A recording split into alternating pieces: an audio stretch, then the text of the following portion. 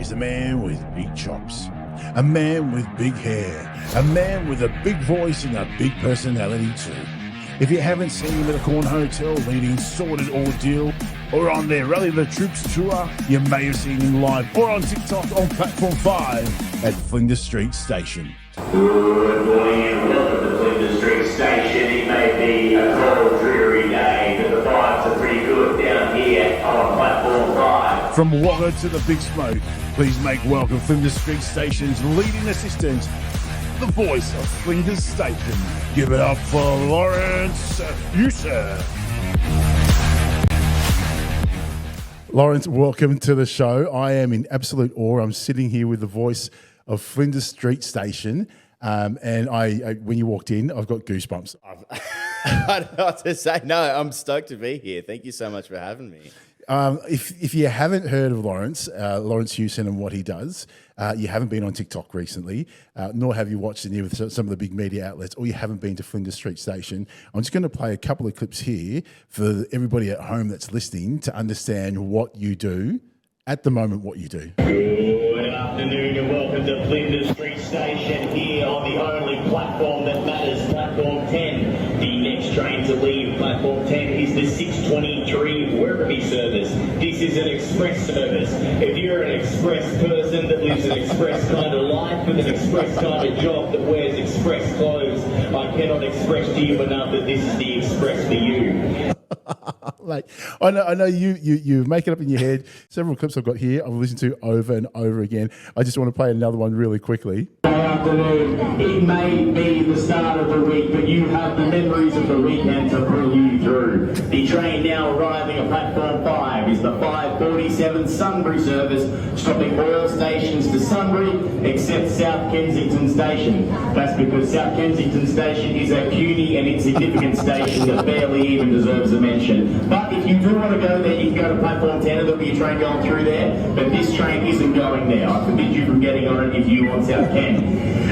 Please stand behind the yellow line until the train comes to a complete stop. That's because it's made out of steel and you're made out of feelings and 70% water. You will always lose if you get into a tangle with a train, so stand clear. Thank you.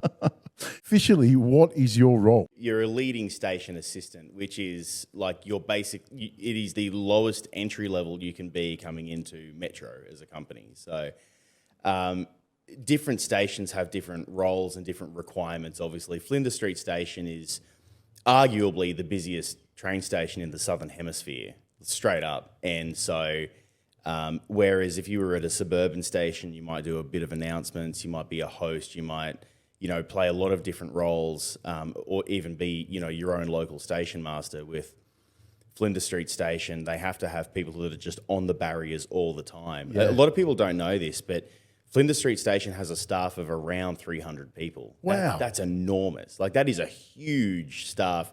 And you think of all the entrance points to Flinders, all the different barriers, and we need to have people on those all of the time while people are coming through.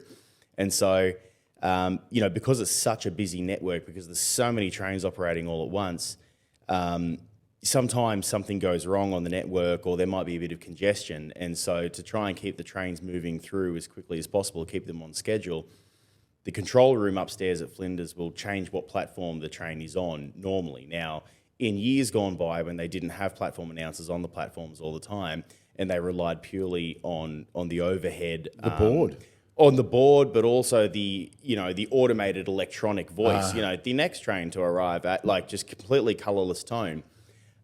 People don't register it all of the time, and so when trains did have to change platforms, people just weren't picking up on it, making complaints all the time, like, well, my train normally comes through this platform. It's like, yeah, but today it didn't. And I understand that you might have had a long day and you're on your phone or you're reading your book, but that's kind of on you to be aware of what's happening and stuff. And so when they put, when the Andrews government invested a lot of money into, public transport again, and they had, they were able to increase staff numbers and have people whose role was to purely be on the platform. It meant we could grab people's attention and say, words just come through from control. The next Werribee service is actually going to be leaving from Platform 9 today, Platform 9.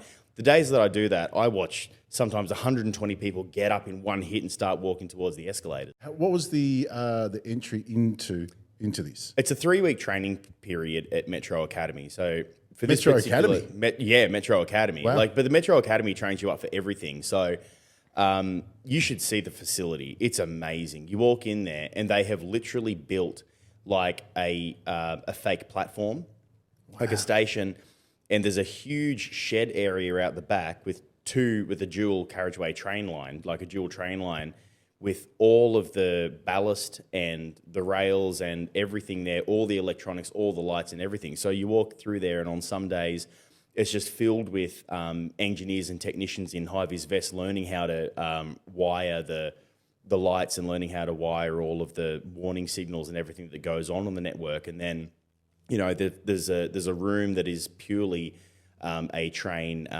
simulator. Yeah. So you see drivers coming in and out of there doing their field work tests. Like, you know, are they proficient in what they're doing before we put them in a real train? Like, it's just a really buzzing building on any given day. So you'll have LSAs like myself coming through there that are just learning how to do customer service roles, but we're just surrounded by everybody.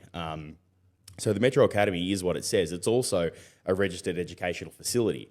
So the certificate that I'm getting, which I think is a Cert 3 in rail customer service specifically, like that's an officially recognised educational piece of paper, Wow. like everyone else gets. I think Metro Academy is only one of a few people that is qualified to actually train train drivers in this country. Yeah. So when I use the term academy, like it's not like one of those like, oh, it's the academy. No, it's for real. It is actually, that's what it does. It trains people up specifically for their company. So as an LSA, you come through in a customer service role. It's 3 weeks of customer service training, but you learn so much. I was saying this to the CEO, Raymond O'Flaherty, last week. Like, I've never gone through a training module with a company ever before that did such an amazing focus on people with specific needs. Yeah. On working with people who might be vision impaired, who might be hearing impaired, dealing with people with autism, lots of different people who are non-verbal, people with cerebral palsy. Like,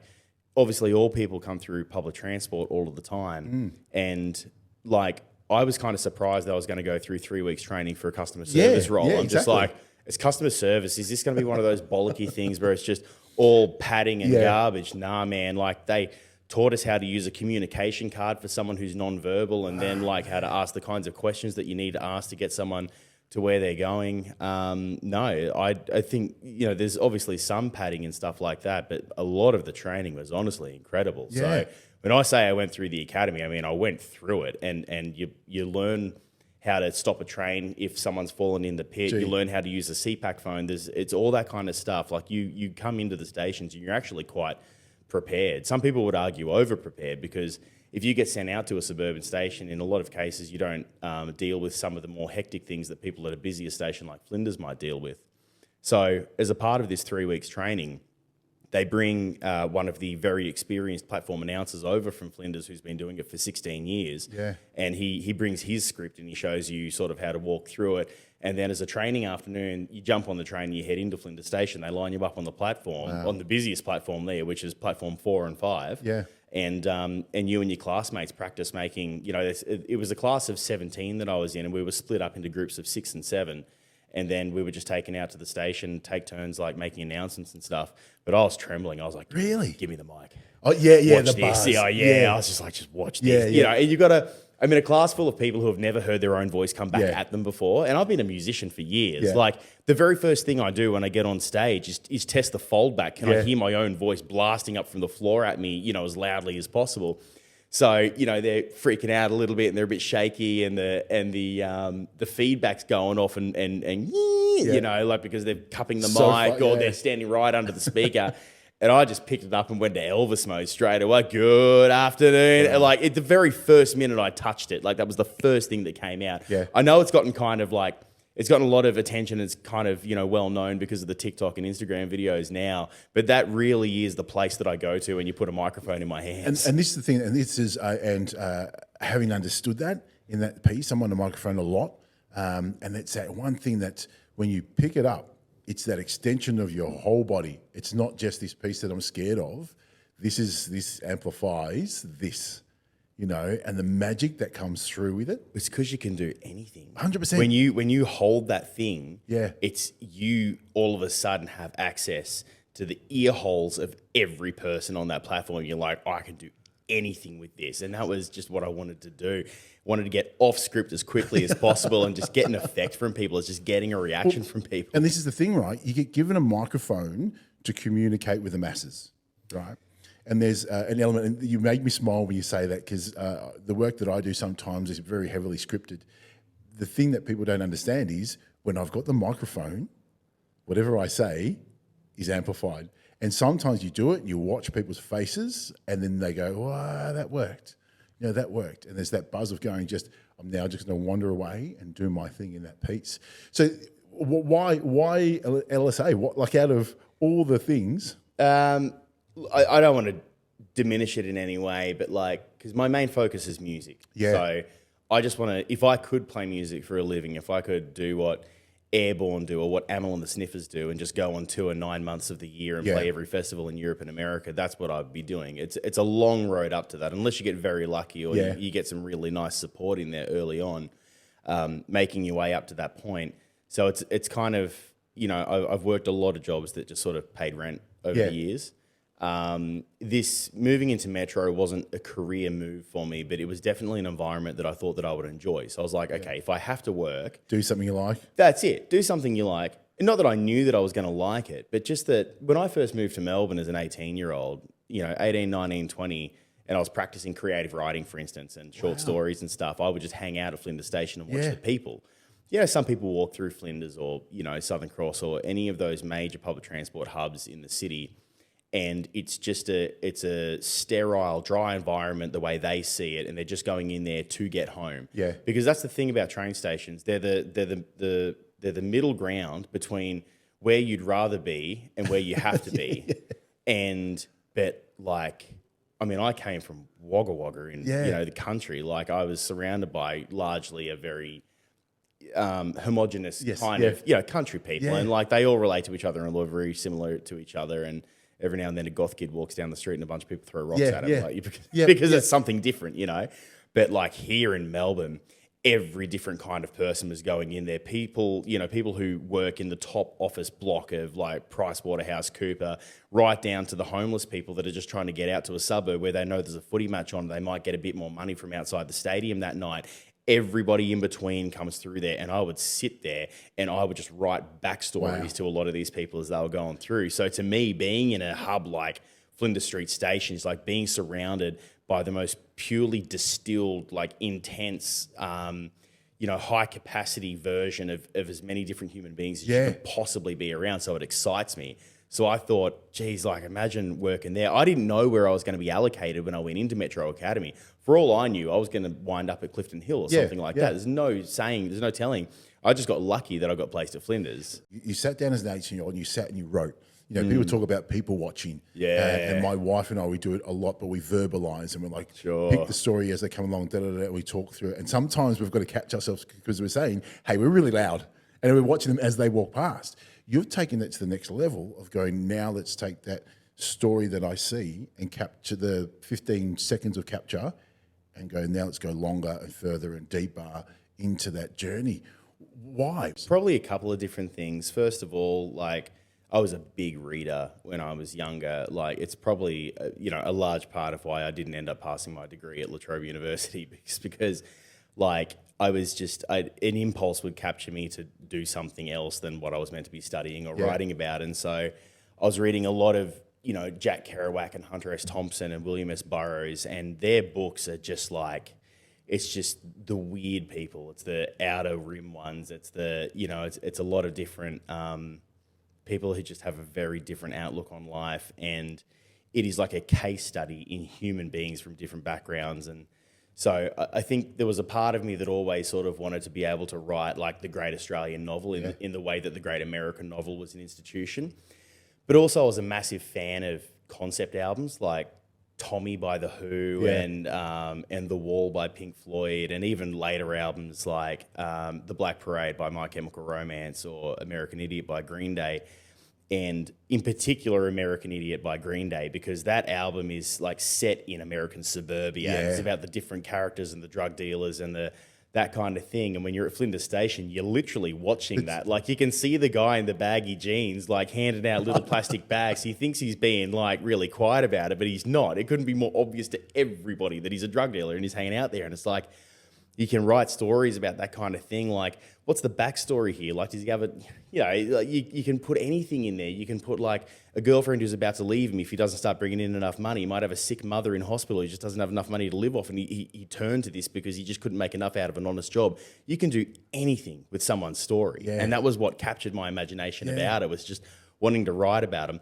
At the time, it was the height of when the emos would hang out on the steps of Flinders Station. So I would sit there and, like, pick two of them and write this whole romantic story between them, and how he's the kid from the wrong side of the tracks, and, you know, she was the suburban princess, but, you know, she threw it all away because she didn't identify with her family's values or something. And they came together and found meaning in, you know, The Used or My Chemical Romance. And then they built this friendship group up of each other's friends, and, you know, these despondent kids who just didn't identify with the way the world wanted them to be, and they were looking for something with greater meaning. Like, you could sit there and write that for hours. Like, Man, I'm just sitting here and I'm in awe, because part of my questioning is, you know, what the world is seeing. And so the summer session series that I'm running here is about playing on the surface, diving deep. You know, so people are going, great, you know, the Voice of Flinders Station, have you heard it? It's really comical. The first thing I go to is, the first time I heard it was, wow, what goes on in their head before it comes out? Because people are like, oh, it just comes out. I'm like, yeah, things just come out, but there's so many, to be so fast, to be so creative, and then being in an environment where you just can't blurt. You've got to be semi-controlled. But to other people, it's like, oh, no, you're just saying whatever you want to say. To do it so fast has to come from, you know, somewhere. And what I saw was the tip of the iceberg, and now we're starting to see this level of it. You know, you talk about Flinders Station. When people go there, their only focus is them and the travel. But they don't realise there's all these people there. So like you say, you sit back and you watch all the scenes come together. So the way that I picture it is, you know, you do a slice of a building, and there's 4 levels, and the person walking from downstairs doesn't see this person walking in the window, all that sort of stuff. But you get to sit back and enjoy the show. You get to sit back and enjoy the entire show. I used to catch the 70 tram out east from outside Flinders Station, and what you said about the 4 levels there, because it is a huge building. That is so imposing. Yeah. It is enormous. And you see anyone walk through any one of those windows, and I would just sit there and go, is it a driver? Is it a manager? Is it a station master? Are they a cleaner? Like, what's the story there? What does it look like on the inside? You know, like, because I know they do Open Melbourne every year, and I don't know how much of Flinders has been opened up to that kind of thing, but I would sit there and be like, what are the stories that happen behind the walls in that place? Not just the ones of the people who pass through and then go home, but on the inside. But, like, even just going to work, like, what was it? Thursday morning, I was on it was Wednesday morning, I was on platform 6 and 7. And as the sun just came up Princess Bridge that links St Kilda Road to, you know, what begins to be the start of Swanston Street, and the sun just hit the red brick on the backside, the backside of the station that looks over the railway tracks. And it's just glorious, like this blue sky behind it and that bright red brick. And I'm like, I have literally never walked through that station and been switched off, ever. Yeah. But even 10 years ago, 8 years ago, the times that I was coming through just to get somewhere else, I've never been switched off to what was happening around me. Just the movement of the trains, the movement of people, like it's the building itself. So I just don't quite understand how you can go through there and not just be in awe, no matter how many times a year you do it. Yeah. How do you go through there and not look at the person to the left of you and wonder what's the story there? And you just hear such interesting things. And spending so much more time there now than I've ever had a reason to. Yeah. Like, you see whole, like, stages of an opera take place in the course of that day. Yeah. Oh, man.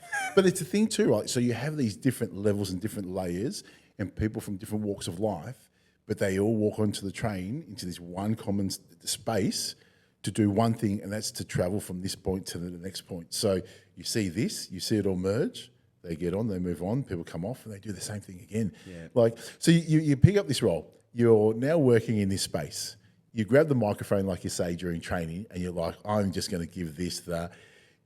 in my head, I'm already seeing it. You pick up the mic, and everybody else in your class just goes, "Oh, wow, thanks, awesome." Like that's so good, but that's a standard I've got to try and at least get to. What was that feeling like? You said you got on the mic, you did the Elvis voice, you walk away, you hand back the microphone.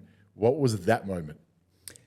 I think I felt a little bit triumphant. Yeah. But it's the equivalent of being raised in a household where you were taught to speak Greek by your mother. Most of your friends don't know you even speak Greek because you always speak English with them, and then you take on an introductory Greek class in high school, and then you just blurt out the most complicated sentence, and everyone's impressed. But by the same token, like that's you. There's nothing extra there. You didn't achieve that. That's just something you already knew how to do. And so by virtue of the fact that I have pursued music my whole life, that's what it was like for me. Even though I was like, yeah, what do you think of that? I also walked away just going, of course I can do that. And you can't judge them by that standard because for what reason would they have to know how to do that? So what happened was we did the training, and then I left the academy, and then we get billeted out to our stations, and I was billeted out to Flinders. And for some people, that's their training station, and then they go to their permanent station after 3 weeks of training. So you do 3 weeks of training at the academy, but you also do 3 weeks of station training. So it just so happened that my training station was also my permanent station. So all of the announcer positions had been filled at Flinders when I arrived. So I did it as a part of training, and there was a week there where I was with other platform announcers. And I tested the waters a little bit, but not a ton. It was more just voice inflection and tone. I didn't go to, off the deep end. As a DJ said to me years ago, he said, oh, yeah, as soon as I'm doing a karaoke gig, I just go straight into DJ Dickhead. That's like... pick a popular radio station. That's how they keep the tone going. Good morning, and it's garbage like that. So after that 3 weeks of training, I was put on the barriers like everybody else is, and I let the station masters know that I was interested in doing something more permanent on the microphone, but I knew the positions weren't there. So there was one morning at the end of my training, in the final week of my station training, where I was on the microphone by myself because they didn't have enough staff to have an experienced staff member there. So they put me over on platform 10, which is just a single platform, and it's not like a double platform where you have trains coming both sides. That morning in October, I think a lot of people will remember someone made a bit of a nuisance of themselves, jumped into the pit and walked along the tracks towards Southern Cross Station. And so what had started happening that morning I started at 7 o'clock, by about 7:30, I was starting, people are getting off the trains, walking along the escalators, welcome to Flinders Street Station on this cracking Thursday morning. If you're heading into the city for work today, we hope the work experience kid gets your coffee order correctly. And I started to see the business people's faces light up because they're all getting off the train, they're all heading into their offices in the city. And then I noticed that there was a woman sitting there probably waiting for someone, but she had heard me read the same script out for 3 different trains. So even though I got the satisfaction of each of those trains getting off, being impressed by it, I all of a sudden became starkly aware that there was a woman who had heard me recycle the same material for 3 different trains and went, oh no, I've got to change this up. And that was what drove me to start building this. And I went from one thing, the coffee experience kid, to about 4 or 5 different lines that would rotate. And by the time I got to the 4th train, she had gotten on a train and left herself. I don't know what it was that she was waiting for, but by that point I was on a roll and I started to increase it more and getting more outlandish with it. I hope the Wi-Fi doesn't bust down during your team presentation or something like that. And that was the beginnings of the thing. And then that person, at nearly 9 o'clock, this person jumps into the pit and walks along towards Southern Cross Station. The radio starts going off. We've had to stop all services, stop all trains on the entire network. And I'm like, all right, cool. So, you go into apology mode. You go into that mode of we are so sorry.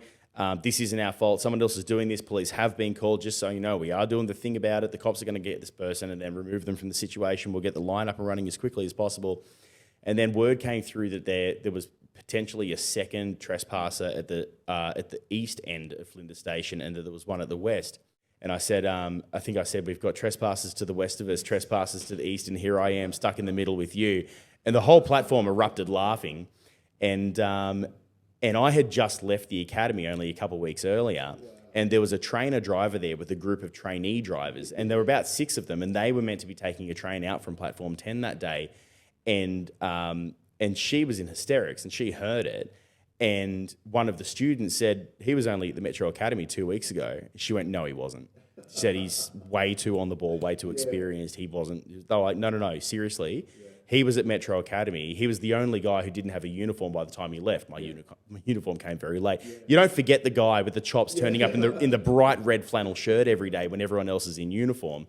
So she came up and she was like, are you new here? I said, oh yeah, this is like my 3rd week at Flinders. She was just like, I can't believe what you're doing. Like, you haven't had a single person scream at you, like, because you've just handled it. She was genuinely impressed that, like, that, you know, someone was new, was able to trot out the, you know, the apology script and the sort of placate everyone as much as possible until we get things up and running again. And I was trying to give people directions to trams and stuff because they just wanted to get out of there, some of them. So she went up to the station master's office, walked in and just said, guy you've got on platform 10, incredible, never heard anything like it. Was just told he was new, can't believe it. Over the course of the day, emails came into Flinders Station and PTV saying, guy on platform 10 at Flinders was just absolutely amazing this morning, can't believe how good it was. It just exploded. And then I got pulled into the station master's office. I've been here 3 weeks. Am I really doing one of these ones already? Like, there hasn't been a workplace I've worked at in my life. When you've got this much ADHD, like, you are bound to do something that pisses someone off and you're eventually going to get hauled into the office, you know. And I was just like, here we go. This is primary school, it's high school, it's Australia Post all over again, it's man with the van. It's like, can you go see manager, please? Like, I'll go in there. Tail between my legs, I'm like, all right, what have I done? Like, I wasn't even coy about it. I was just like, just tell me what I did wrong, I'll apologise, I won't do it again, and I'll get out of your face. She was just like, we have had so many compliments this morning. We had so many emails come in and tell us what a great job you did down there. I don't know what you did. A month later, I get handed a glass trophy. I'm given the Everyday Hero Award for the month of October, gift card from the company, published in the company newsletter. And I was like, in my mind, I had done the bare minimum.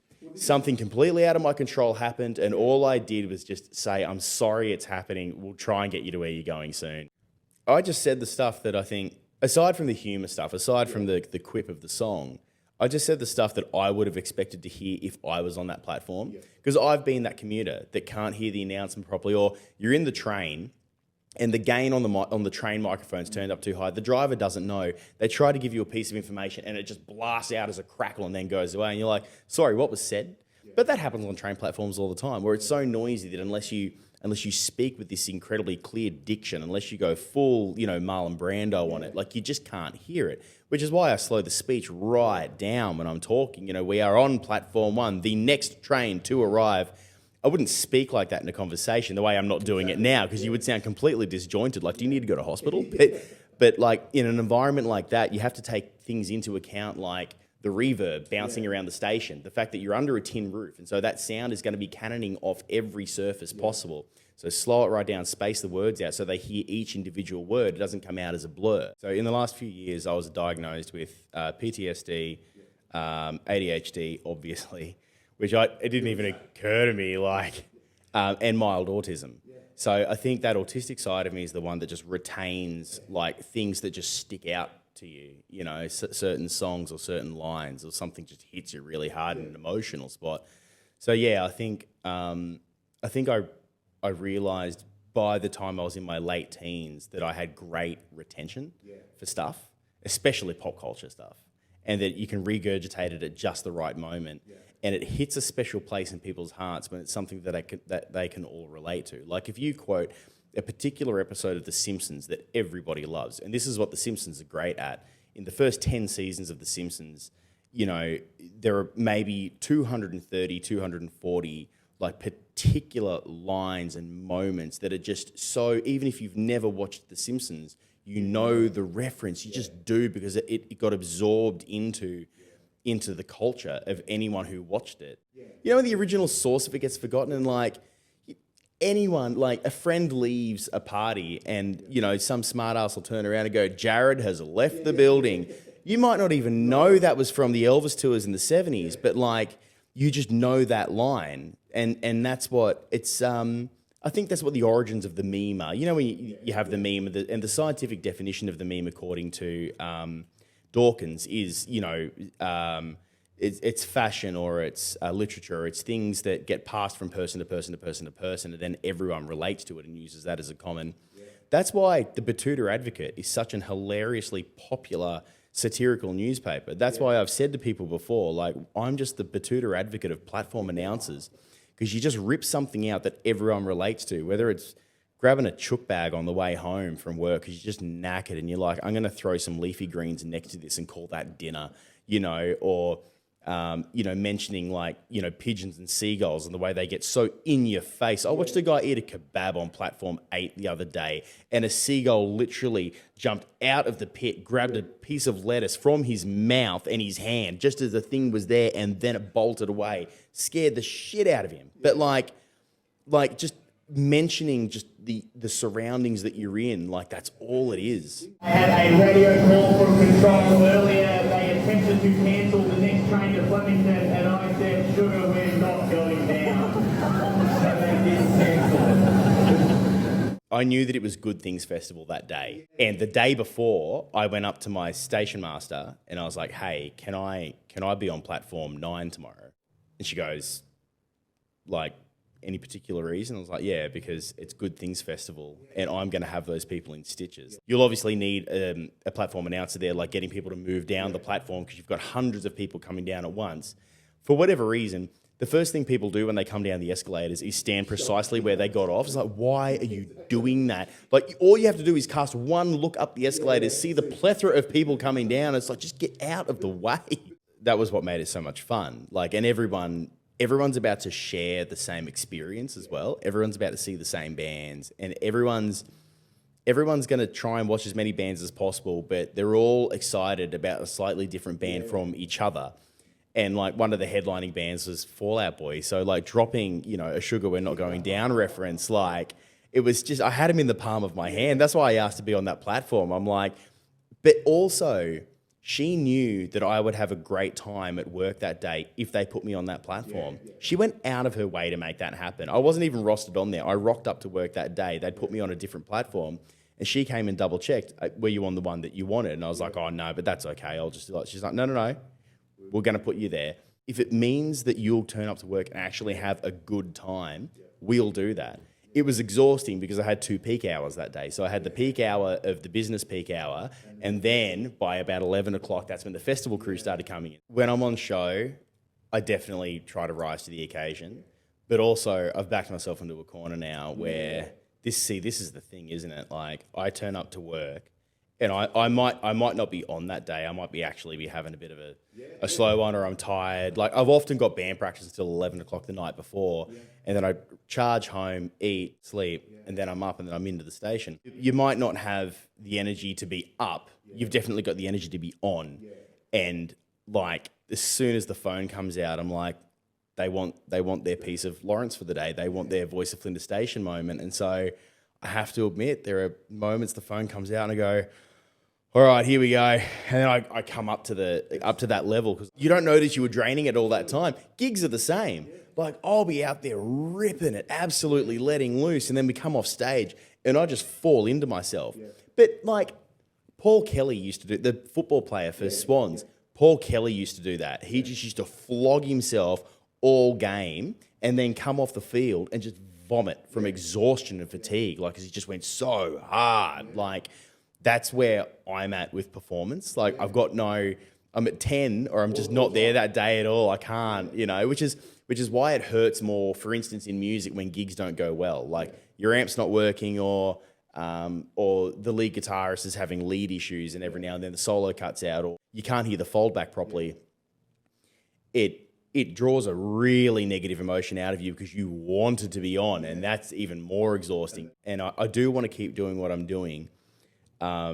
If the public opinion ever swung against me and it was just like, we've had enough of this, I would back down and let it go. I would be like, if the comments went from like 98% positive to starting to drop and people were getting sick of the shtick, I would 100% go, it had its time. I said what I wanted to say. I did its thing. It's not at that point yet, but I also kind of want to keep fresh stuff coming out. So admittedly, I'm writing at the moment. Lubo Grigorovich mentions here in Parliament. Have you ever gone to a station and seen a station staff member get up and spruik to you? And has it made you smile? I know that I have, and I want to give a shout out today to one very special station member who's currently going viral on all forms of social media. This is Rail Tram and Bus Union member Laurence, who works at Flinders Street Station. If you haven't seen him in person or on TikTok, be sure to go on and check him out. Laurence is providing a unique and engaging customer experience at Flinders Street Station for all passengers on their daily commute. That was my industrial officer at the Rail Tram and Bus Union contacted me. He messaged me and he goes, "Do you want to know how surreal this just got? You just got name dropped in Parliament." I went, "A what?" Like, I've spent the better part of the last 16 years of my life playing in punk bands, like hitting the piss, like falling over outside the tote, making a mess of myself. And like, I'm getting mentioned in Parliament House. I'm in a union group chat on WhatsApp, and it was just blowing up with people talking about it. I'm like, what is going on?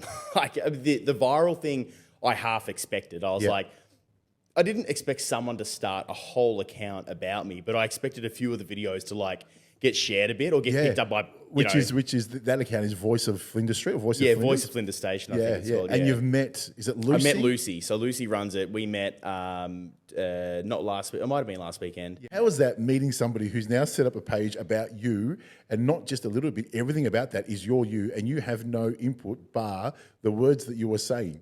When that happened, when I realised that, I was like, "Oh, you're going to really have to be on because you don't get to choose what goes out there." Totally. I didn't know who she was. When we met, I couldn't see her face on the platform from any memory. Like, she must have just been so covert about it. Like, and we had a laugh about that as well. But she just really enjoyed coming down, and she said she commuted through the city for work, but there were times when, like, she hung out longer than just to wait. Just to hang out and film stuff and walk up and down the platform, which is probably why I didn't notice her. Barely a day goes past when you're on the barriers where you don't see at least a few of the same people twice or three times in a day. I said to Lucy, as much as I appreciate, what you've done and the attention that you've brought to something that you appreciate that I do. There's not a lot I can do with this unless I can start to railroad the attention into music and stuff, 100%. which actually is like something I've put a lot of effort into and something that does benefit me in some way. If I've got more people coming to shows, if I've got more people buying merch, if I've got more people interested in my music, then I've got, a platform to actually play and do the stuff that I want to do. So that was where she was keen to collaborate on the pages and stuff. So she still runs them herself, but with a little bit of input from me. And so when I share something from the band account that I want going out to a larger group of people, then I can make her page a collab on Instagram, and she shares the band stuff on TikTok now as well. So, and you think about, I picked up this clip as well. I'm sure you would have seen it. It's the Sunbury Jungle mix. Have you heard of that one? If you're a Sunbury person, who's on the Sunbury line, in the Sunbury kind of line, you ride a Sunbury kind of train. Did you ever think that you'd have a dance track in that space? No, which is hilarious because jungle is like my least favourite form of electronic music. It's so fitting that you chose the Sunbury skit to run on a jungle track. 100%. Like, all of that just fit and moulded into that piece of the puzzle. No shade on the people of Sunbury, not at all, but that not is at all. exactly what I expected to come out of Sunbury. Let's talk about, having this microphone craft, having this opportunity to speak, your learnings through reading and your storytelling, and that translates into your music. So Sorted Ordeal, even before that, music for you, how did that start? Just through my childhood, just musical obsessions. Yeah. I think the earliest musical obsession I had was Johnny Cash. Yeah. When you just grow up with what your parents show you. And so my parents' record collection, I have recently discovered, was heavily influenced by what was really popular in Australia at the time of their youth. So I've got friends whose parents were like Pink Floyd fanatics or, deep into, folk or what my parents were into is basic stuff. It's what was popular at the time. That's why Carole King's there. Yeah. That's why John Williamson is there. That's why Neil Diamond, Hot August Night, one of the highest selling albums in Australian history, that was in there. And Meatloaf's Bat Outta Hell, like, was number one here almost longer than any other record in Australian history. So my parents' record collection really was what was on the charts or what was just deeply popular in Australia. I was into Rodriguez before most of my friends knew who Rodriguez was. I saw Rodriguez at the Corner Hotel in 2007, years before Sugar Man came out. Yeah. And Sugar Man blew Rodriguez up. But I was into that because the two places in the world that Rodriguez blew up, which is the documentary failed to mention, it was huge in South Africa, yes. But Rodriguez was huge here in Australia. Yeah. And so, my dad, who was an apprentice in Wagga, in the 70s and 80s, he was into it because that was what was big at the time. So that record was in there. So, and my mother had a deep passion for American musical theatre, Rodgers and Hammerstein. So for me, the love was initially just listening to music and wanting to sing along with it. I would play cricket back guitar in my bedroom, pretending I was Neil and Diamond. But listening to your music, listening to Sordid Ordeal, and you mentioning some of those names, I'm like, there's the dash of that, there's the twist of that, there's a splash of that. That's what that looks like. And that's what it is. When did Sordid Ordeal start? 2010? Oh, 2010. God. Yeah, 13 years. Yeah, Sordid Ordeal has been together an embarrassingly long time for what we've achieved in that time. There's bands that have started after us that have released multiple albums and broken up and looked back on a successful career in the time that we've been together just flailing around. I find that the interesting thing about moving to Melbourne from the outside is that I didn't have Melbourne communities and support networks. Yeah. Everything that I am in Melbourne, everyone I know in Melbourne, I built from scratch. Totally. So there's a lot of successful bands in Melbourne that I'm not saying that their success isn't their own, but they had a brother who was in a bigger band that gave them a leg up, or they knew someone at Poison City Records, or they knew someone at IOU or Milk, or people who just grew up in Melbourne's culture of arts and music. If you were already connected, you probably had a better idea of how to do things. And I, of course, all I had done when I moved to Melbourne was read the Wikipedia pages of my favourite bands and be like, and then they played a live great gig and they were discovered, and then bang, they became famous. So that's what I thought we had to do, just relentlessly play live. So we played a lot of punk shows and sticky carpet bars, and just thinking that if we just played good, someone would come and hand us a record, which the music industry doesn't do anymore. Yeah. That era of the industry is done. You've got to be way more clever. Having the agents sitting at a bar at 3:00 in the morning with 4 other people, and going, "Hey, have you listen? Hey, Mikey, I've got this band. Have a listen to them." That's not happening at all. But if I had one piece of advice I could give any kid thinking about getting into music now, it is forget everything you ever read about any band that was signed before 2010. Straight up. If you heard it in one of those legendary stories like The Doors playing the Whiskey a Go-Go, shut up and go find someone who's big now and just beg for an interview, because the information they have to give you now will contradict everything you've ever heard, and you'll have a way better chance of success in music if you know how to work the industry as it works now, not when those legends were built, because that doesn't even apply anymore. And this is the thing, right? So you can have talent in music as a musician, but you have this intertwined storytelling ability with a level of high energy, and you add that to music. Talk about you being together for 13 years. First album release coming up? Yeah, in February. Yeah, wow. With the band I've always wanted, mind you. Yeah. So the lineup, the Sordid Ordeal lineups that have happened over the last 13 years looks like the past member list of Dragon. It's extensive, and it's lots of people in there. Some played one show, some stuck it out for 5 years before going, I can't do this anymore. Yeah.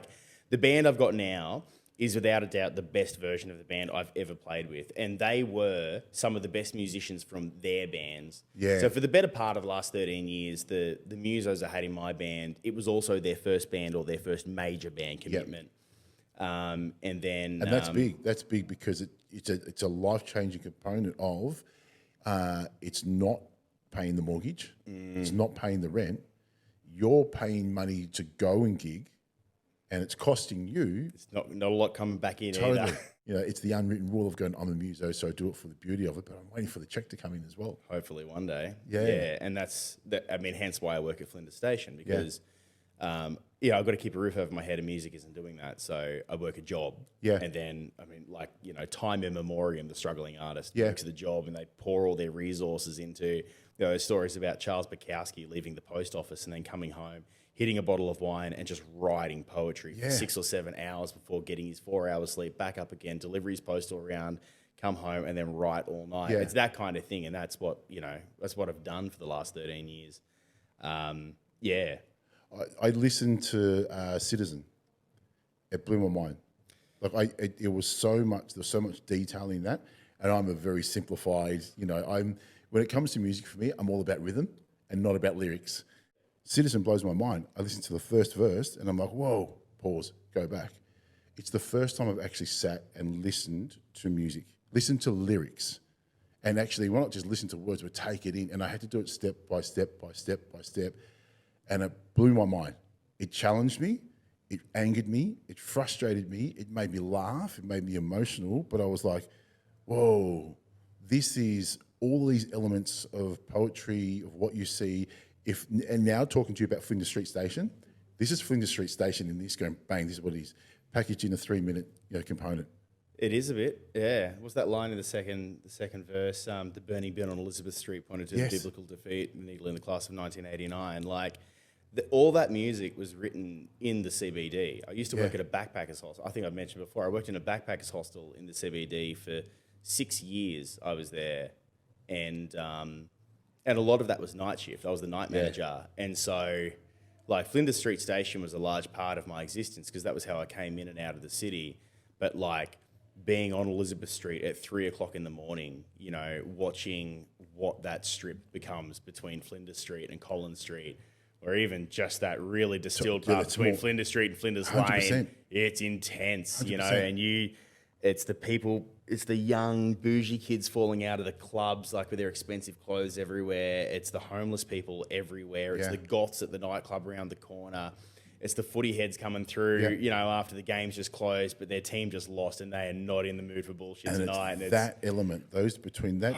Mix of it just happens. Like,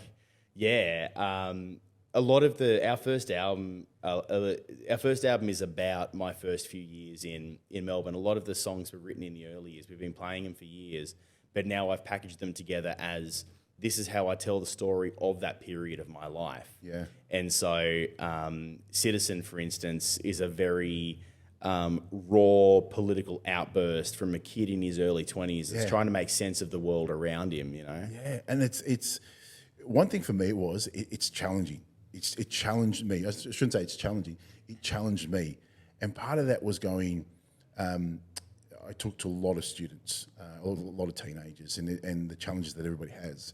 And one bit of advice that I try and give them, because they ask, what can we do? I'm like, sit, and if something challenges you, try and understand why it challenges you, but accept that that's what that commentary is.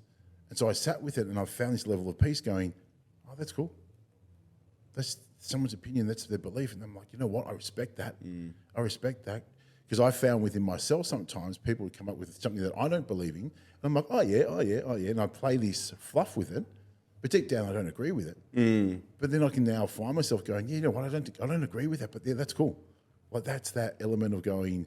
But yeah, so that's why it really challenged me in elements of it, and I'm like, it is so good. It's probably not something. Great Ocean Road's probably not the one you play with the kids on the family holiday. Oh, definitely not. I've said that. It's like, I'll have a friend who's got a family, and they're like, oh, I'm at home at the moment. Show us your music. I'm like, maybe save that for when the kids go to bed tonight. Like, I'll be honest with them about it. I'm like, there's language in there that you wouldn't want your kids listening to, and so I steer clear of that. Why keeping the Aussie accent, the Aussie, and I say why keep it? It's not as if you're putting it on, because it's just me singing the way I talk, I guess. Yeah. Why?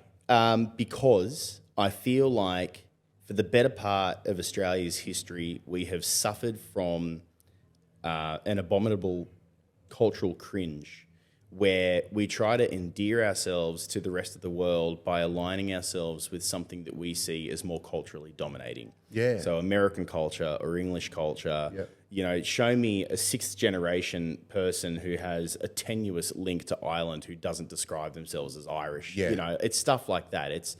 I think in a colonised country like Australia, where unless you're a First Nations person, you don't really belong here, but you don't belong where your family came from either.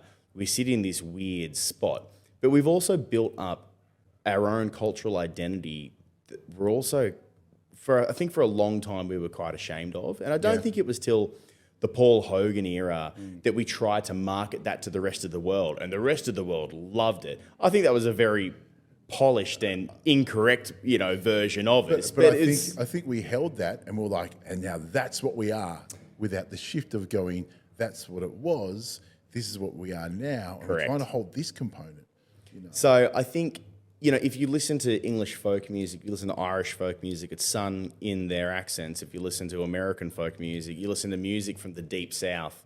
Like Lynyrd Skynyrd don't try to hide their accent, the Allman Brothers, whatever it is. And so, but because my biggest musical influence was early 90s grunge. When I really started songwriting, I was just smashing Nirvana and Pearl Jam and Soundgarden. And you start singing in this vaguely, Aberdeen, Washington State, kind of accent. And then you hear someone like Redgum, or John Williamson singing in his own accent, or in a more modern sense, Camp Cope.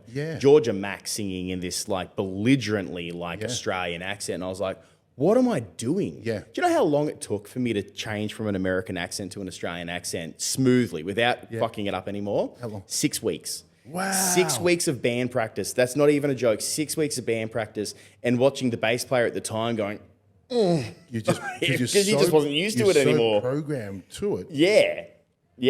It's interesting. So you look at Aussie hip hop now, and they seem to have transitioned that. And now we have this. I remember when it started in Aussie hip hop, and I was like, "Oh, this is just cringe." Like Hilltop Hoods, era, but it was before even Cursor, before It was like, this is just cringe. And now it's the norm of Aussie hip hop, and so it's bred that own culture in that space. But when you talk about folk, folk music, folks, and the storytelling, why wouldn't it be? Why isn't it? Why shouldn't it always be? Folk is almost written by people who had never heard anything else in their lives. Exactly. Like Irish folk was not written from the perspective of someone who had taken in Spanish flamenco over the years or heard, other things. They were probably, raised in a village with no telephones, and all they'd ever known was sea shanties and songs that you sing in the field. They'd never heard blues before. So why would they think to sing in a different accent? Exactly. They wouldn't. Which is just bringing it all back down to basics. It's just just trying not to be something we're not, and just owning the fact that we are this weird colonial occupation on the arse end of the world, away from everything else that lives in its own microcosm of a world that has a tenuous relationship to the rest of the world at best. I just wanted to sort of bring that out, and I, in sort of drifting towards a lot of Celtic folk and stuff, because I've got, a Celtic background myself, but way back, I just kind of wanted to present that music, but through the filter of where it wound up. But Americans have done that for years, and they got away with it. It was fine. I just don't understand why it took us so long to really start to own it. And the punk scene here in Australia, not that we're a punk band, but I look at the punk scene here in Australia and I go, you guys really picked up the flag and carried it. You're like, we're not gonna sing like the Sex Pistols anymore. We're not gonna pretend to be Johnny Rotten. We're actually just going to, sing. Our brand. Exactly, Our brand. And you look at Coffin now, or you look at Amyl and the Sniffers. It's belligerently Australian. I run an open mic night in West Melbourne. Yeah, I was just about to mention. We had a kid come in with a freshly shaved in mullet. And I was like, this guy's from Bundaberg, no doubt. Or, Fitzroy. It could have been either way. One or the other. Exactly. And he come in and he talks to me in this thick East Ender accent. I was like, you're from London? He was just like, yeah. I'm like, why do you have don't want to insult you, brother, but did you shave that in because you were coming to Australia? And he goes, no. He said, all the punks in England, we've all got mullets. And I was like, is that because of Amyl and the Sniffers? He went, yeah. He said they came out here, everyone's listening to Pissed Idiots, that Sharpie revival, really Australian punk thing, that has hit England really hard. And now you've just got English kids walking around with these very, the kinds of hairstyles that we associate with 80s era Barnsey, that's big in England now because we've had such a massive cultural effect. And just I'm at this open mic, and that was it hit me. I was like, wow, this must be one of the first few times when something Australian got big overseas, but not because they thought it was from there. You know, they think that, you know, everybody thought AC/DC were an American band because they just sounded so like cock rock and stadium kind of. No one imagines... It could be anywhere else. That's it. No one thinks of AC/DC playing like the Croxton Park Hotel, you know, just north of Melbourne kind of thing. So I looked at this kid was just like a real moment for me. Like I'm sure other people hit this realization months or even years ago, but that was the moment I went, wow, this feels like one of the first times something Australian got big overseas because it was Australian, not because it sounded like something else. Yeah. Open mic nights, how the love for music, obviously the opportunity to get people to come in. You're talking about there's a little bit of poetry in there as well. Whatever you want to come and do, come and do. So I used at the backpackers hostel I worked at. One of the girls worked behind the bar at the Drunken Poet, and me and my friends used to go to the Drunken Poet like in our first couple of years at uni. I don't feel at home anywhere the way I feel at home in an Irish pub, and not one of those pretentious, shitty Irish pubs with the leprechauns everywhere. I mean, like a genuine, you know, where the diaspora go to because they feel comfortable there. It's like home. And that's what makes the Drunken Poet such an institution in Melbourne for expat Irish or expat Scots, anyone Celtic. But even, you know, the amount of Asian students I see coming in from Melbourne Uni that are studying here from South Korea or from Taiwan, like there's just something about the place that everybody relates to, and they're like, it's so unpretentious. Yeah, it's so comfortable here, and Siobhan behind the bar is just such an authentic, genuine person. It just feels like your lounge room after a while. And you start talking to everybody there. So this girl I worked with at the backpackers hostel, she was working behind the bar. The open mic host who hosted the first 7 years of the open mic, he was on the way out. Yep. And Siobhan needed to find someone, and Beck recommended me to Siobhan. And so I got the call up. I came in to watch the original host last night just to sort of see how he ran it, and then I took it over the next time, and I've been running it for 7 years now. Yeah. So next year will be my 8th year running it, and it's been running, by that point it'll have been running for 15 years straight, which is the longest single running open mic night in Melbourne. So you get all kinds. You get people from big bands come in and play new material just to see, to feel it out, you know, and you get 15 to 16-year-olds whose parents bring them in because they're in a licensed premises and they can't be left alone. Parents, you know, supporting their kids doing, you know, that. I can also say the Victorian pub culture is so much better than New South Wales pub culture. It's very different. It's very different, isn't it? So different because in Victoria, it's family-oriented. Yeah. Like you can go to I used to go to the Cornish Arms a bit when I lived closer to Brunswick, and I go to the Cornish Arms for pot and parma for lunch on a Sunday. And it's just families hanging out. It's not just the guys from the footy club. No, it's just normal, you know, which again sort of harks back to, you know, a somewhat more Anglo-Celtic background. Yeah. Like the pub was the place that people went to. It wasn't the club. It wasn't just people doing shots all day. You didn't go there to get hammered. You go to the trivia afternoons on a Sunday, sun blasting into the beer garden at the Cornish Arms, smoking section at the back. Everyone else is allowed to eat without that happening around them. You know, sometimes the DJ comes in. Sometimes they put bands on in an afternoon, or they'll put like an Irish trad band on or a flamenco guitarist in the corner. Yeah. And it's just, it breeds this really nice family-oriented atmosphere. I love it when people bring their kids into the Drunken Poet to get that first... The experience of it. They may have performed at school, but it's a very different environment because the teacher will tell kids to shut up and pay attention to their classmates. It's sterile in that space. That's it. You come into a pub, it is so much more realistic because if this kid wants to pursue this, that is a formative experience for them. I love facilitating that. And there's this safeness around it because everybody in that pub wants the best for the performer. It's so supportive.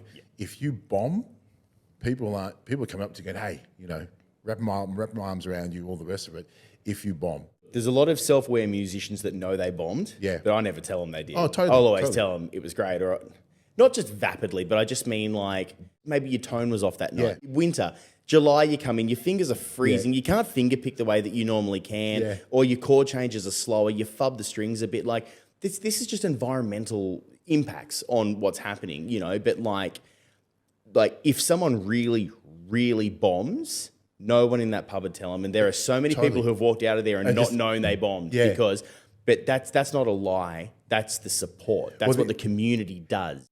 You only get better the more you do it. Yeah. I can't even tell you the amount of people over the years that I've seen. The thing about the Drunken Poet Open Mic Night is that it comes through in generations. Yeah. The same people come in for 6 months straight. Some of them get married. Like, I introduced a pair of people and then was at their wedding like a year and a half later. Like, but then at about the 6 month point, that whole crew dissipates. They either move interstate or they go overseas or they join bands and they leave the open mic scene because there is a scene around open mics.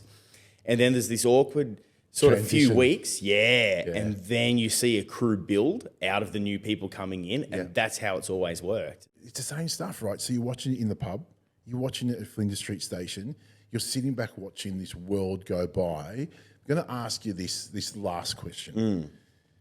You are now an influencer, whether you like it or not. In the definition of the world of influencers today, you look nothing like an influencer of the Instagram influencer, but you are an influencer now.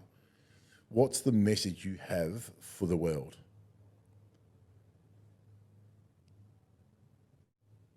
That's such a big question. So big. Sorry. So big. No, it's so big because you're now in a space where your first video that was posted is up to, 2 million views? 2 million views. If some people have watched that twice, that's 1 million people. Even if it works out to be 350,000 people, you have affected the lives of 350,000 people in that first video. And I'm only just throwing out numbers there. You now control this, right? You know when you pick up the mic, you have the attention of the room. You're saying something that I've said about a lot of people over the last 10 years, like have some responsibility, like in the way that, that really toxic fella who got very popular for saying really misogynist stuff picked up like cohorts of young males behind him. Or the way that I've seen feminist critics say quite publicly to Elon Musk, like, whether you like it or not, you're a father figure to a generation of men. You need to be a lot more responsible for the things that you're saying. You're saying to me something that I've said for a long time, which is, whether you like it or not, when you get elevated onto a platform, you have to take some responsibility for that. And I don't know if I can pass off a single desire for the world. I want to try and narrow it in some way. What would make the world a better place? It's complex because I'm a very politically minded person. It comes out in my music, comes out in my activism as well. I think a lot about young men. Totally. Because I was a very angry young man that went to therapy for years. Yeah. I've got songs about, young men taking themselves out early. Yeah. Guys that I wished hung around. Yeah. And you never forget that first one. And he's got 2 songs in my band. Yeah, wow. But there's been others since. And I guess one thing that I think would improve the world in a big way is 2 major things. I think we need a much bigger push for positive masculinity because toxic masculine stuff gets a lot of attention because it's divisive. Yeah. The world doesn't have to be this divisive. It's not us versus them. When it comes to community, when it comes to society, stop making an other of anyone different from you. Like, don't be the first person to complain about, the latest racial group that just arrived in Australia, and every different racial group does the same thing where they have that shut the door behind them mentality. Like I've been in workplaces where I've watched Italian people complain about, the Africans coming over to Australia at the moment, but in the same way, generations before me heard the Irish complaining about the Italians coming over, and generations before that. It doesn't matter what it is. Every different group comes in, have a reason for being here, try and be a little bit more analytical and a bit more empathetic about other people in the world. It's about having empathy, but in a male space in particular, just go to therapy. If you went through some shit experiences, whether you think it messed you up or not, go to therapy, talk to someone, sort your head out.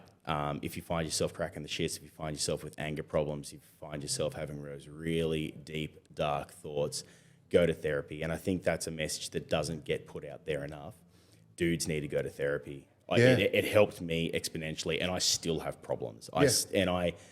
Sometimes I find myself in a place where I've got the financial resources for it, and so I'll direct it in that direction. There are other times I don't. I have to pause my therapy sessions. Sometimes I'll take 6 months off or a year off.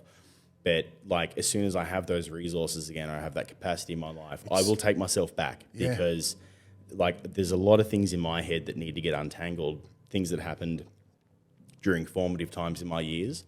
And I have busted opportunities like you have no idea in my whole life because of emotional problems I had, because of RSD, rejection sensitivity dysphoria, because of anger issues, because I didn't understand my own neurodivergence, like getting diagnosed in your early 30s.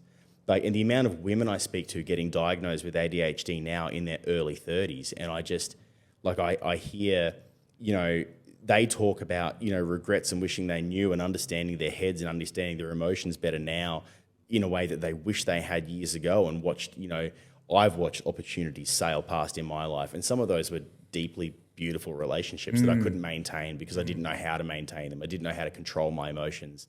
Dudes, go to therapy. If I could bring it down to one thing, it's that guys need to go to therapy and sort their heads out. I've got biggest goosebumps here right now.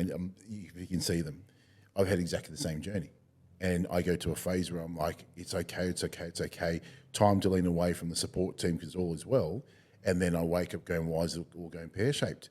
Why is the angry bear back? Because the angry bear shouldn't be here. And then I go back in, I'm like, oh, this is what it is, right? And I spend lots of time talking to students. And after the sessions I talk to them about, it's the young men that come to me, young boys, and they say to me, hey, what do I do with anger? And I say, awesome, this is awesome. And they're like, what do you mean? What do you mean? And I'm like, you've spoken about it. You've identified it. You've spoken about it. Step one 100%. Is that you even said, what do I do about this? 100%. You just identified it. You just saw it. Totally. And that small element, same thing, goosebumps, because I talk to lots of people and they say, oh, definitive thing, let's just narrow it down to men be better at what we do. If we're able to get better at what we do as men and be in tune with our emotions, less people die, less women die, less men die, less wars happen, less. Now you take out just 3 of those, the world's automatically starting to become a better place to be in. 100%. And this is where it sits. The masculinity piece, the fact that so people see you, they see the band, they see this masculine human with the voice, and you're saying go to therapy. You're the one going, get your head straight, go to therapy because you miss your opportunities. I'm fortunate enough to be married to a psychologist now. She was a podiatrist back then, right? But she's a psychologist now, and I'm not sure if it's because she married me because that's why she became a psych. But because I had her in my corner, I've been able to go back and forth from this thing, and then go, so you're not the X number X that you're going to be. That's right. Because it was all their fault. None of it was my fault. It was all of their fault. And then when I realised, I was like, whoa. When I committed to therapy years ago in my mid-20s because a girlfriend had begged me to go, and I refused. And then I finally relented and went, and the relationship ended anyway, and I was gutted. The expectation from a couple of my friends was that, I guess you don't have to do that anymore. And I'm going to keep doing it because I never want to go through this experience ever again. Now, relationships have ended since, but I can't look at those relationships and say they ended because I needed to be going to therapy and sorting my anger out. That was the last time a relationship ended in my life because of anger issues. Yeah. And I stuck with it. And as I said, I need to be going now. The resources aren't quite there at the moment, album coming out, but it's just on pause. It's never away. My opinion of therapy for my life, I don't know about other guys, but my opinion is you're never cured. It's how you manage it. Totally. ADHD is like that. You can't cure ADHD. Totally. It's how you manage it. Some people manage it with meds. Yeah. Some people just manage the warning signs that they're going too hard on something and they need to sort of adjust the way they're approaching something. Autism can be the same. It's not something you cure. It's something that you either manage or you mask to a certain extent in the workplace, and then you can let yourself out around your friends or whatever it is.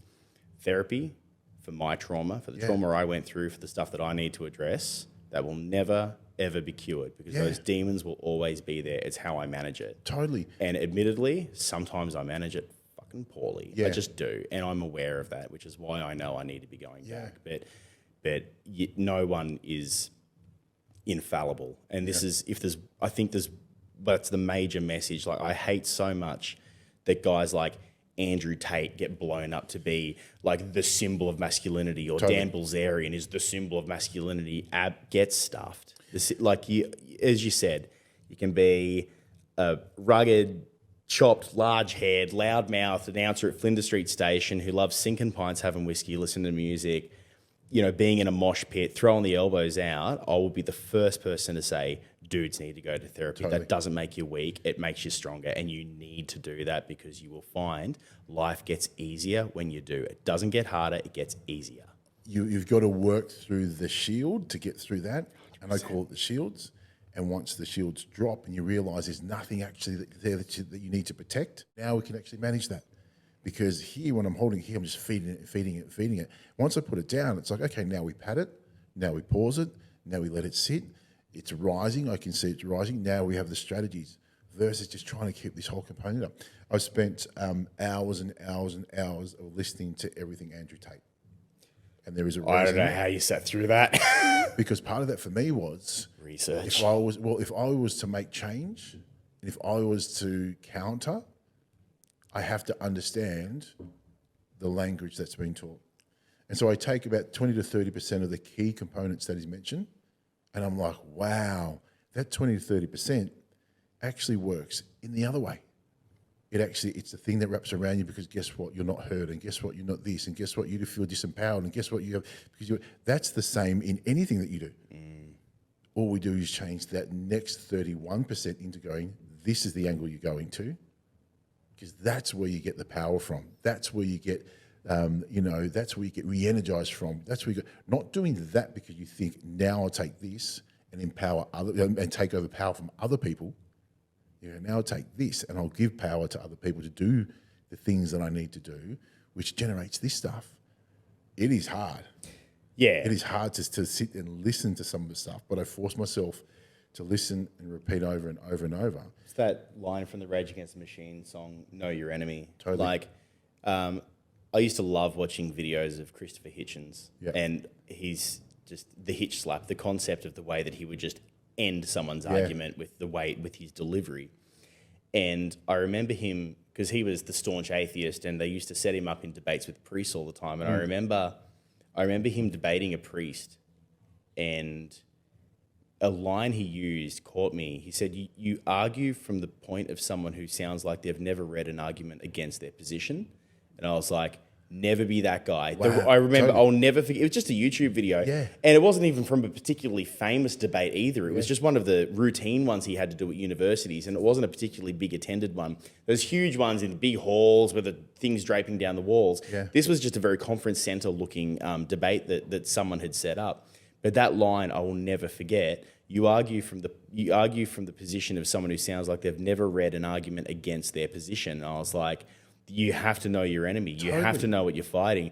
You putting yourself through the hell of listening to hours of Andrew Tate, that's the sacrifice you've made to put back positivity into the movement. There's no way you put yourself through that and you didn't get down about something. There's no way you listened to that and it didn't affect you in a negative way.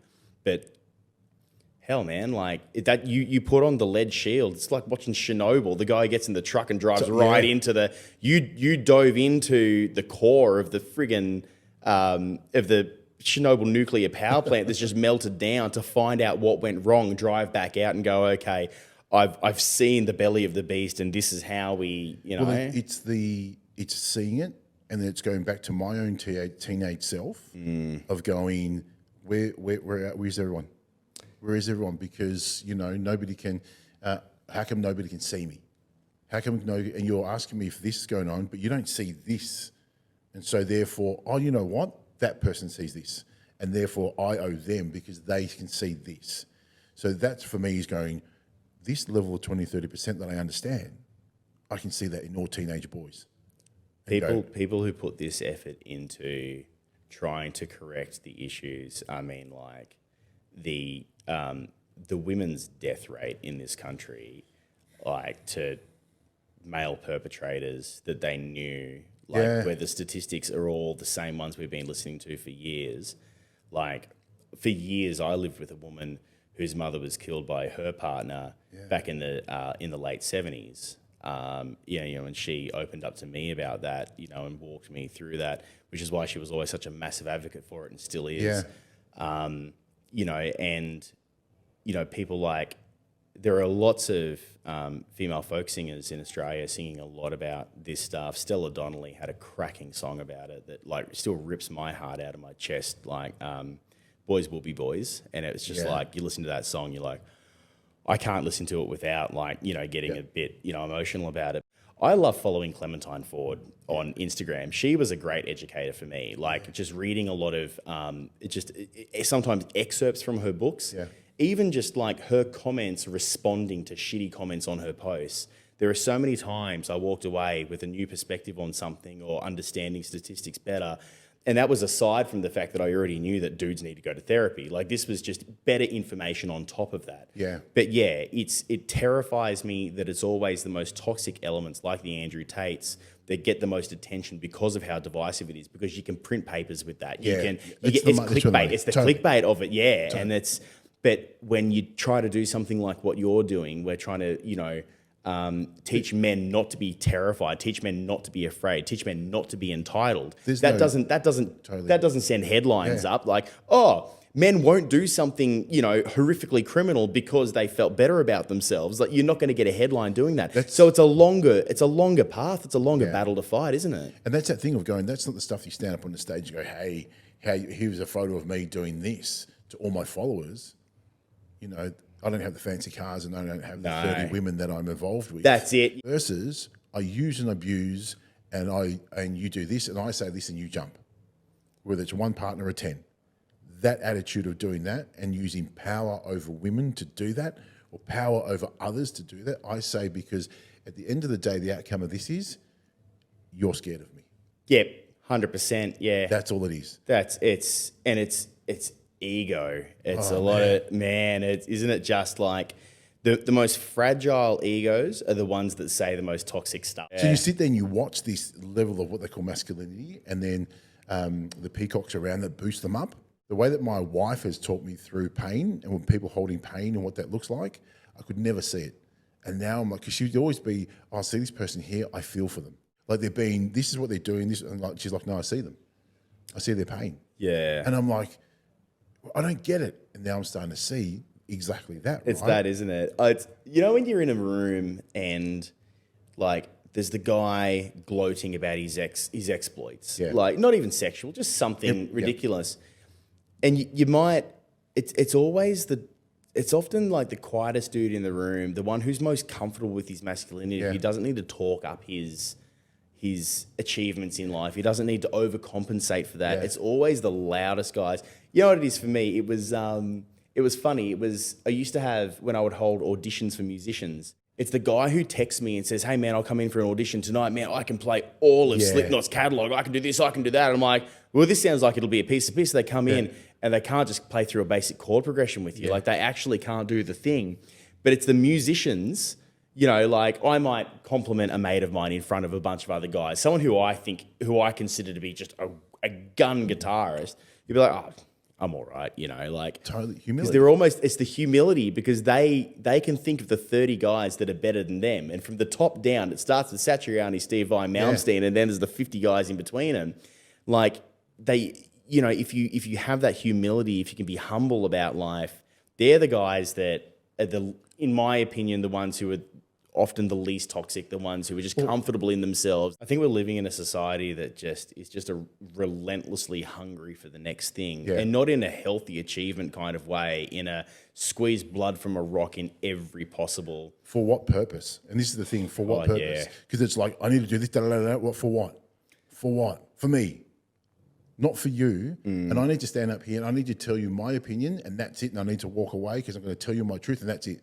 And it's like, well, hold on a sec. Do you know that may affect somebody another way?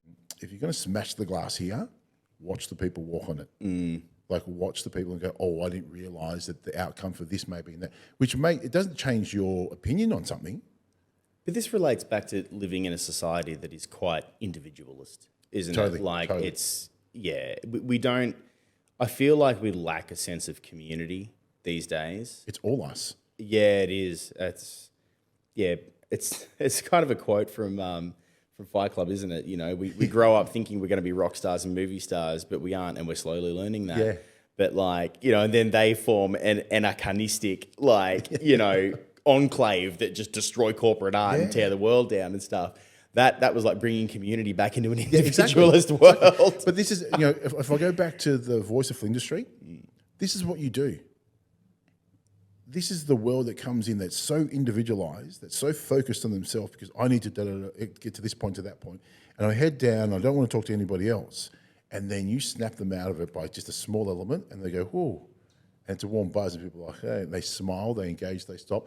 And I guarantee there are that many people that are heading home in their trains that go, I'll catch the next one because I want to hear what's going on here. I've received those text messages and I've seen those comments. Do you know what the best one is? It's when two people who shared that experience start talking on the train. 100%. Because they'll laugh to each other or they'll look at each other and have a laugh because they've just shared that experience of someone common saying that piece. thing. And then as the train's moving away, they're still in conversation from 2 seats away. And I'm like, I love watching that happen. That's one of my commonality. favourite things. Totally. Yeah. So that's what you're creating. Relating to a positive experience that we communally had together. 100%, And yeah. 100%. You have 2 million people that have watched that first video. They're part of one community.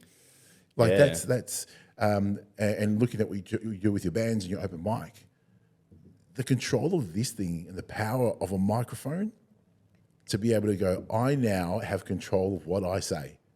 And you have to listen, no matter what it looks like. That's where you the are forced to responsibility live. comes from Totally. as well, isn't it? Because this is just as accessible to someone like Andrew Tate. And Well, this is what we talk about. I do a lot of speaking for the Pat Crone Foundation, the Coward Punch. And we talk about power in killing somebody through a punch. And some of the things I talk about is this here is more powerful than this here. So you use this into something like this, you can kill more people than you can by throwing a punch. Yep. So stop and think about, I can kill people with my words. That's the worst case scenario. Yeah. I can take lives with people with the things that I say. Yeah. So if you start working back with that, and that's the theory that I use, if I say something and it's out of harm, the effect that can have on somebody further down, because I just think it's the fun or funny thing or enjoyable thing to say. Yeah. Or because, you know what, 5 people over here think that's the way to do it, so let's do that. You've never been on the inside of the person that's living on that. Well, side. it's like how people in comedy, like older school comedians, like you can't say anything these days. It's like, well, I know plenty of comedians that can say anything. They just choose not to punch down anymore because we learned that punching down, if you're a comedian worth your salt, you punch up. Yeah, You always yeah. punch up because punching down proves nothing. It's low hanging fruit. Like you want to beat up on someone because they've, got a special need, or they're a part of a marginalized demographic. Like you've achieved nothing by doing that. It's easy, but They're the easy but laughs. unifying those people together and then heading upwards, that's the skill of someone who's that's the sign of someone who's got actual skill, actual craft at what they do. I've done a lot of social media posts and the comedic clips and skits and things like that. And over the last 3 years, my creative brain has stopped. It's stunted, and I sort of sit back and I go, it's because I can't do the things that I used to do because I'm so aware of the consequences of what I say and what I do. So here I am sitting there thinking, I can't do it anymore. And I'm like, oh, hold on a sec. That's only one avenue of doing what you need to do. That's the reason when I saw what you were doing, I was like, wow, this is brilliant. Because all you're doing is going to an environment that has this, and then you just throw it in a line that goes this way, and it cuts across everybody, and everybody watches and goes, oh, wow. The voice of Amy Park and the voice of rugby talking to the voice of Flinders Street Station. There is one clip that I do love that I don't have here, and it talks about people cramming on to get out of a train. And you're like, don't worry, everybody, they're Victorians. They have no idea what a scrum is. And I love that line. So, I love doing that one. Yeah, it's when the train pulls into the platform, please don't crowd around the doors as people are disembarking. Most of these people are from Victoria and have never seen a rugby scrum in their lives. It may frighten them. but I love you got the New South Wales. Oh, man, it's from jersey the on. best era, from the cattle dog era. Totally, cattle dog. Oh, I just love watching that. And you hear the stories behind that and just hear him bug out, cattle dog. But that was the Wild West days of rugby. Look, for good reason, you can't do that anymore. But you still look back on it a little bit and go, man, the Freddie Fittler years, the Johns years, 100%. I just love rugby. Yeah. Like, I don't care what team it is. I just love the sport. I'll watch any game, and it was weird. I reconnected with it like I did so many things over lockdown. Yeah. Like I reconnected with chess. I reconnected in just indulging in steam trains, which I love. I re-indulged rugby for the first time in years. Mate, I tell you what, there are so many things that I'd love to keep talking to you about, but we only have one day to actually talk about it. I thank you so much for coming on. You've still got to go do a job. You've still got to work. You've still got to get the band stuff sorted. But this has been an amazing chat. I have had the best afternoon, and I couldn't be more grateful for you having me on. It has been an absolute pleasure to talk. Maybe we do it again in the future. I had so much fun. Thank you so much. Thank you. Summer Sessions is proudly brought to you by the Palace Hotel, 505 City Road, South Melbourne, where your dogs are welcome too. First Nations owned with Indigenous ingredients. Order your black brews to your coffee online now. Local Rules Cafe, Garden City, where genuine hospitality begins. Mahina Wellbeing Programs, where understanding people matters most. And this is another Light 2 production. Woo!